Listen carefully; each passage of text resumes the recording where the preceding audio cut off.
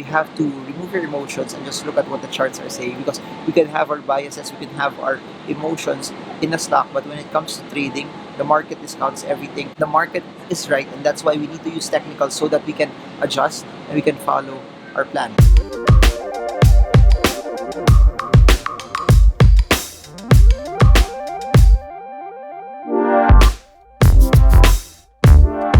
Hi everyone, this is Marvin Gurmon. I make videos about the stock market. So if you're new to this, subscribe, smash that bell, like that button, comment so you get updated every time we make new content about the stock market. Hey guys, so something happened to Jollibee's stock today. I've been mentioning this already in previous vlogs that what you need to watch out for is the 220 support level, because after the breakdown from 240, the next possible drop, the next possible retracement for Jollibee is the 220 level. So why am I saying this? If you are an investor, of course, the parameters still for you to buy should be the fundamentals, should be the valuation, should be if you like the company or not. That's still the narrative, that's still the game, that's how you can win. So if you're judging Jollibee that the CBTL and the Smashburger deal is not good for them, then it might be better for you to stay away from it. But if you like Jollibee, you think the CBTL and the Smashburger deal is something that will benefit them for the long term, then it could be a trigger for you to buy as well.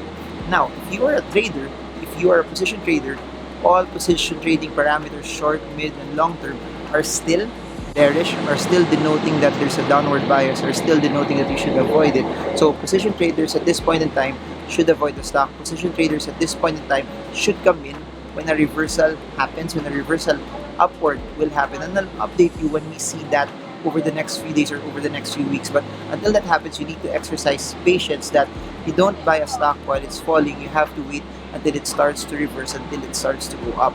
Now, for quick traders naman, the breakdown from the 220 level will make Jollibee slide lower, comes back from the 220 level.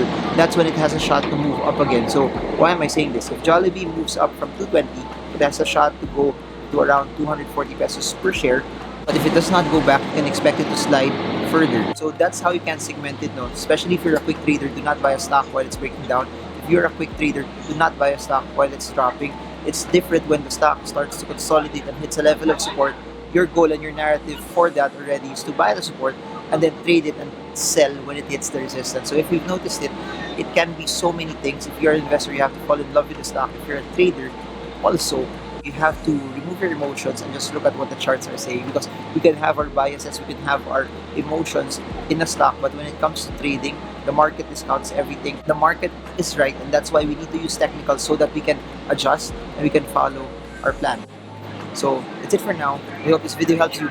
Don't worry, I'll keep you updated on what's happening on Jollibee, because the heart and the goal of this is to keep you educated so you know and you have the right data to help you win and to help you trade the markets with confidence as well.